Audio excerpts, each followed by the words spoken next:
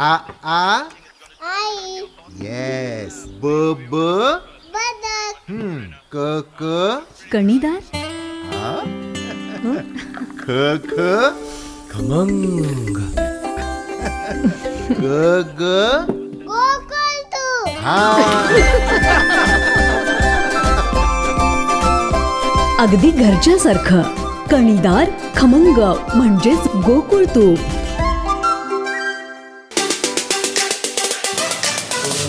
2024ला आपल्या सन्माननीय मुख्यमंत्री एकनाथजी शिंदे, उपमुख्यमंत्री देवेंद्रजी फडणवीस, उपमुख्यमंत्री सन्माननीय अजित पवार साहेब या सगळ्यांच्या उपस्थितीमध्ये एक चांगला निर्णय झाला. आणि हा निर्णय जरी पूर्ण महाराष्ट्रासाठी जरी असला तरी विशेषतः सिंधुदुर्गने या निर्णयाचं फार स्वागत केलेलं आहे. आणि गेल्या अनेक वर्षापासूनची एक मागणी होती जी ह्या सरकारच्या काळामध्ये ती पूर्णत्वास आली. राज्यांचा संपूर्ण म्हणजे समतोल राखून विकास करताना असं एक लक्षात येतं की या राज्याचे काही वेगवेगळे प्रदेश आहेत. त्यात डोंगरी हा एक विभाग आहे. आणि डोंगरी या भागाकडे आपण बघताना त्या डोंगरी भागाच्या काही वेगळ्या गरजा आहेत. तर तिथे काय ज्या गोष्टी आपल्याला करायच्या आहेत त्याचा एक वेगळा आयाम आहे. आणि म्हणूनच या सगळ्या प्रकरणामध्ये 1988 साली डोंगरी भाग काही निश्चित झाला महाराष्ट्रातला काही. त्याच्यामध्ये 2 प्रकार होते. ज्या तालुक्याचा 50% जास्त भाग डोंगरी या सदराखाली येतो, जे काही निर्देशित केले जे काही निकष आहेत डोंगरीचे 50% जास्त भाग येतो तो पूर्ण गट म्हणजे तो पूर्ण तालुका डोंगरी तालुका म्हणून गणला जातो. आणि उपगट म्हणजे त्या तालुक्यातली काही महसुली गावं ही डोंगरी म्हणून निश्चित केली जातात. अशी एक यादी 88च्या वेळेला तयार झालेली होती. तर त्यानंतरच्या काळामध्ये बऱ्याच लोकांनी मागण्या केलेल्या होत्या की काही गावं डोंगरी आहेत त्याचे निकष झाले ते शासनाने त्या डोंगरीच्या यादीमध्ये त्याला समाविष्ट करावं. खूप वर्षापासूनची मागणी होती. सिंधुदुर्गाचं सांगायचं म्हटलं तर वेंगुर्ला तालुका पूर्णपणे डोंगरी नाही, म्हणजे त्याच्यात एकही गाव डोंगरीमध्ये नव्हतं.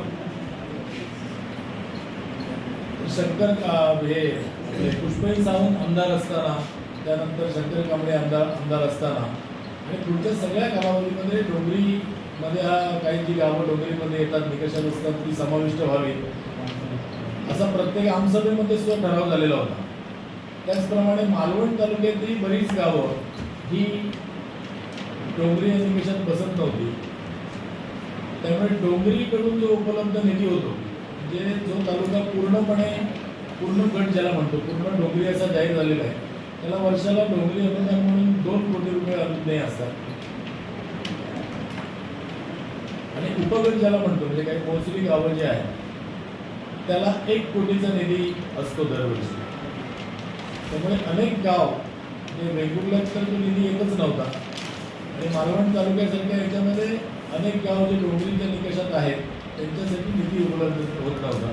त्यामुळे डोंगरीच्या अंडर येणारी अंगणवाडी बांधकाम असेल, काही नॉन प्लॅन रस्ते असतील, अशा अनुषंगाने तिथे निधी खर्च करताना निधीचं वितरण करताना अडचणी येत होत्या. या महायुतीच्या सरकारने या सगळ्यावर एक चांगला तोडगा काढला किंवा आतापर्यंत जो काय अभ्यास गटाने दिलेले जे काय विषय होते जे काय रिपोर्ट होते त्या सगळ्या याच्यामध्ये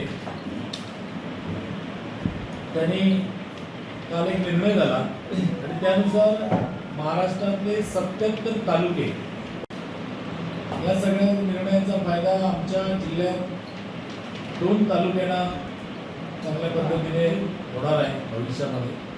आणि लोकांची इतक्या वर्षाची मागणी ही पूर्णत्वास येते. त्यानुसार तुम्हाला गावांची नावं मी मेसेज टाकून देतो. वेंगुर्ल्यामध्ये 48 गावं ही डोंगरी निकषाच्या यादीमध्ये डोंगरी गावं म्हणून महसुली गावं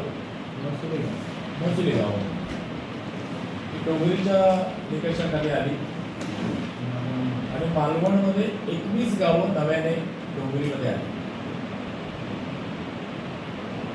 कोणती गावं त्यांची यादी मी तुम्हाला व्हॉट्सअपवर देतो म्हणजे तुम्हाला बिनचूक लिहिता येईल. असं झालं त्यामुळे भारतीय जनता पार्टीच्या वतीने महायुतीच्या आमच्या मुख्यमंत्री उपमुख्यमंत्री दोन्ही आणि आमचे पालकमंत्री सन्माननीय रवींद्र चव्हाण सगळ्यांचं भारतीय जनता पार्टीच्या वतीने आम्ही अभिनंदन करतो. सिंधुदुर्ग जिल्ह्याला आम्ही चव्हाण साहेबांच्या रूपाने पालकमंत्री मिळाल्यानंतर अनेक प्रलंबित गोष्टी किंवा अनेक नाविन्यपूर्ण गोष्टी आणि कधी नव्हे तो भरभरून निधी त्याच्या आकडेवारी तुम्ही परवा ऐकलीच आहे तो तुम्हाला ज्ञात आहे हा प्राप्त झाला.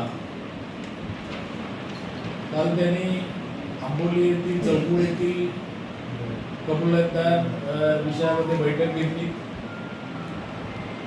तोही विषय या त्यांच्या टर्ममध्ये मार्गी लागेल. लोकांना विकासापासून जी लोक जमिनीच्या विषयामुळे वंचित आहेत त्यांना त्याचा फायदा मिळेल. सोनवणे घाटाचा विषय आहे तो त्यांनी बऱ्यापैकी पूर्णत्वास आणलेला आहे आणि